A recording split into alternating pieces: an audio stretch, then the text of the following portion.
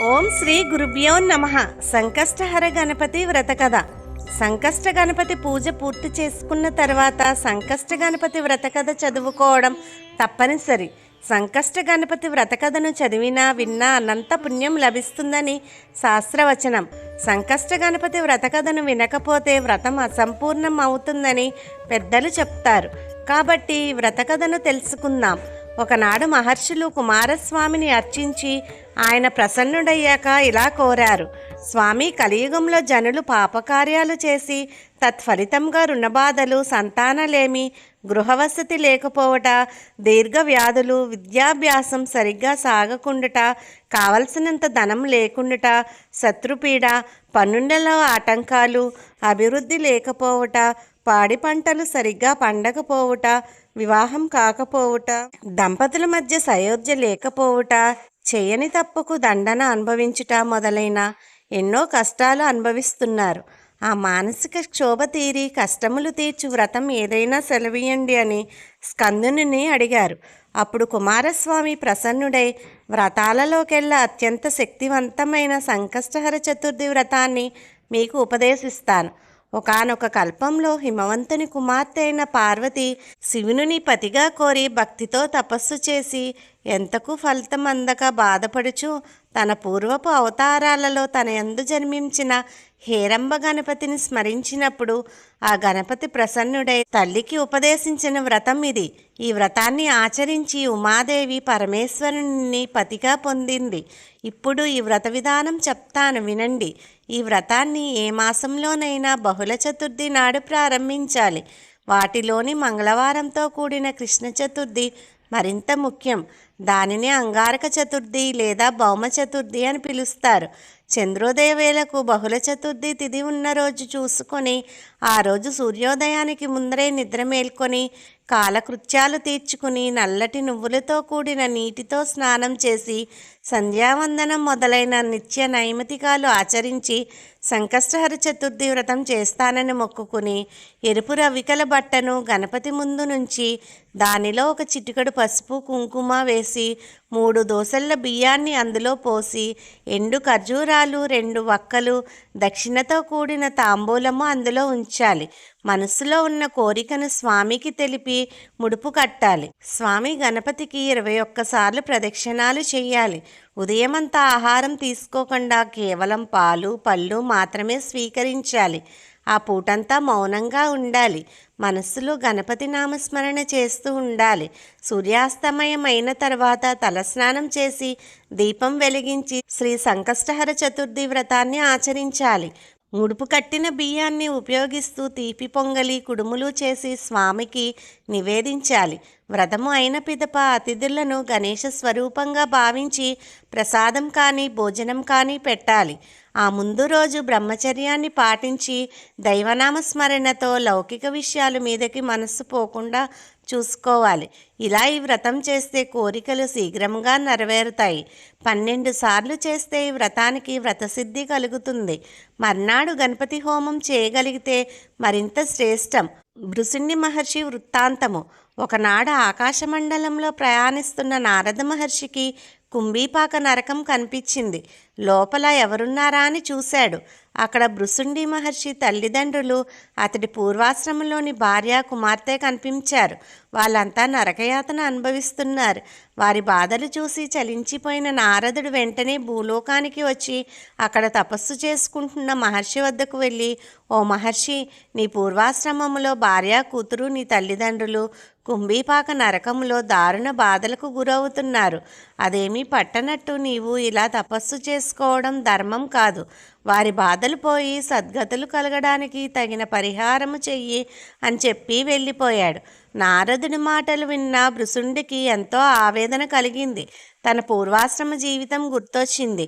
వారి సహకారం వల్లే తాను ఈనాడు తపస్వి అయ్యాడు.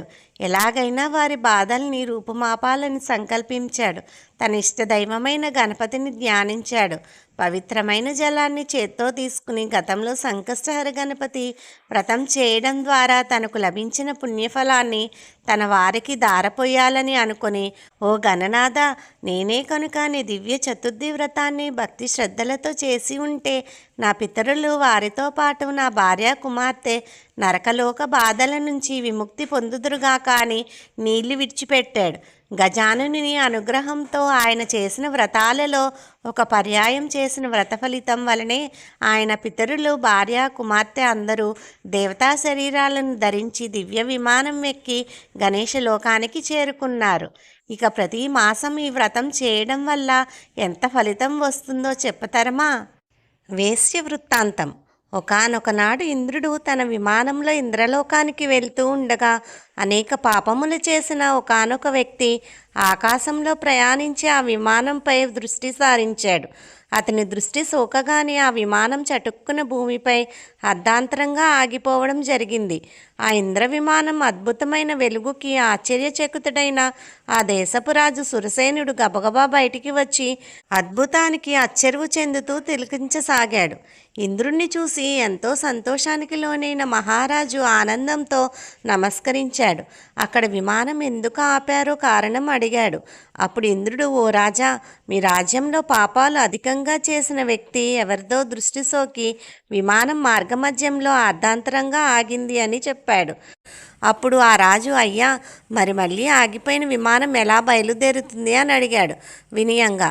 అప్పుడు ఇంద్రుడు, ఇవాళ పంచమి, నిన్న చతుర్థి, నిన్నటి రోజున సాయంత్రం వరకు ఎవరైతే ఉపవాసం చేసి సంకష్టహర గణేష వ్రతం చేశారో వారి పుణ్యఫలాన్ని నాకు ఇస్తే నా విమానం తిరిగి బయలుదేరుతుంది అని చెప్పాడు.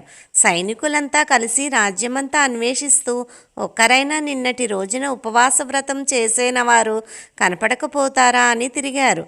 కానీ దురదృష్టవశాత్తు అలా ఎవ్వరూ దొరకలేదు. అదే సమయంలో గణేశదూత వచ్చి మరణించిన ఒక వేశ్య మృతదేహాన్ని తీసుకుని వెళ్ళడం కనపడింది. సైనికులు వెంటనే ఎన్నో పాపాలు చేసి ఎన్నో జీవితాలు కూల్చిన ఈమెను ఎందుకు గణేష లోకానికి తీసుకుని వెళ్తున్నారు అని ప్రశ్నించారు.